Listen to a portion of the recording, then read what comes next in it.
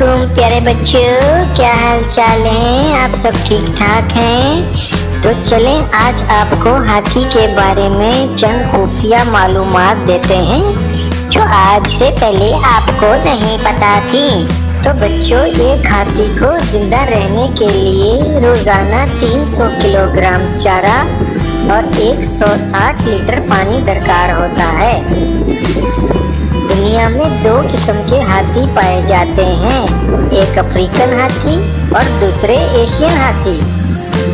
Asian हाथी पूरी दुनिया में अपना कोई सानी नहीं रखते और एक हाथी की उम्र तकरीबन 50 से 70 साल तक होती है।